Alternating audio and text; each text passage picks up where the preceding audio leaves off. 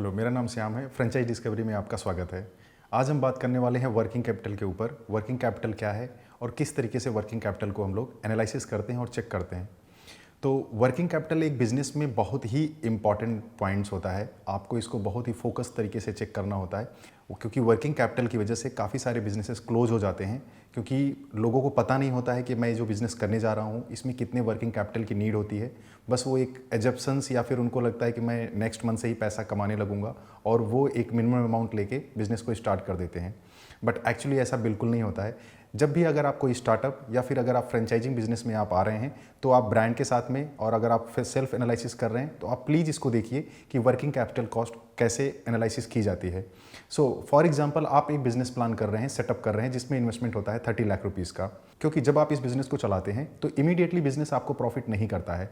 तो इसका एक इंडस्ट्रीज एक्सपर्टीज़ होती है कि देखा जाता है कि 3 मंथ्स, 4 मंथ्स, 6 मंथ्स या फिर काफ़ी सारे बिजनेस ऐसे होते हैं जो 1 ईयर्स का भी टाइम लेते हैं।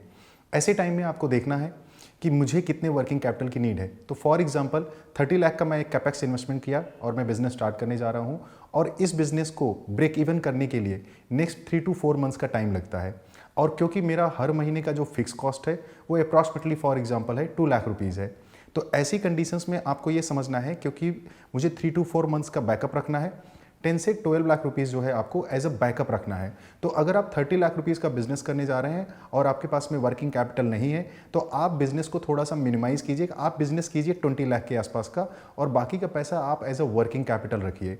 क्योंकि जब आप अपने बिजनेस को कर रहे हैं तो स्मूथली तरीके से आप उस पर फोकस कर सकते हैं और अपने काम पे ज़्यादा फोकस कर सकते हैं। आपको फाइनेंशियल क्राइसिस नहीं आएंगे। फाइनेंशियल्स के लिए आपको कहीं यहाँ वहाँ बैंक या फिर आपके रिलेशनशिप में फैमिली से पैसा लेने की ज़रूरत नहीं पड़ेगी, क्योंकि आपने वेल ऑर्गेनाइज तरीके से अपने बिजनेस को स्टार्ट किया है और ऑन टाइम आप उसमें ब्रेक इवन करते हैं। हाँ, मुझे ये भी पता है, क्योंकि वर्किंग कैपिटल इमीडिएटली पूरा नहीं लग जाता है। जब आप बिज़नेस स्टार्ट करते हैं तो उस बिज़नेस में आप थोड़ा रेवेन्यू भी जनरेट करते हैं, तो थोड़ी प्रॉफिट भी आपको आती है।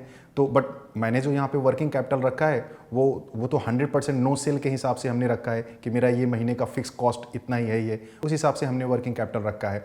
तो थोड़ी बहुत रेवेन्यू वहाँ से आपको जनरेट होती है। बट ऐसे कंडीशंस में फिर भी जो पैसा एज अ वर्किंग कैपिटल, जब आपका ब्रेक इवन आ जाता है, आप प्रॉफिट करने लगते हैं, तो मैं मान लीजिए कि आपका 5 लाख रुपया बच गया जो यूटिलाइज नहीं हो पाया एज अ वर्किंग कैपिटल में।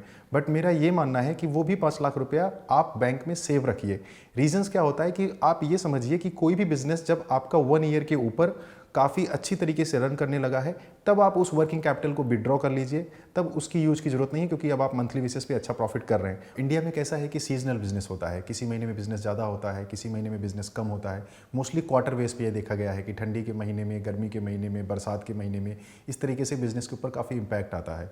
तो आपको ये समझ के रखना है कि 1 ईयर का जब रोटेशन होता है तब आप समझ जाते हैं कि मुझे किस क्वार्टर में मेरा बिजनेस कम होता है, किस क्वार्टर में मेरा बिजनेस ज़्यादा होता है।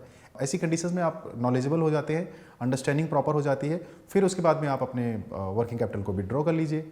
डिस्क्रिप्शन बॉक्स में मैंने वर्किंग कैपिटल को लेकर टेक्निकल तौर पे एक ब्लॉग डाला हुआ है, आप इस लिंक को क्लिक कीजिए और अच्छी तरीके से आप यहाँ पे समझ सकते हैं कि किस तरीके से मुझे बिज़नेस का वर्किंग कैपिटल डिसाइड करना चाहिए और किस तरीके से एनालिसिस करना चाहिए।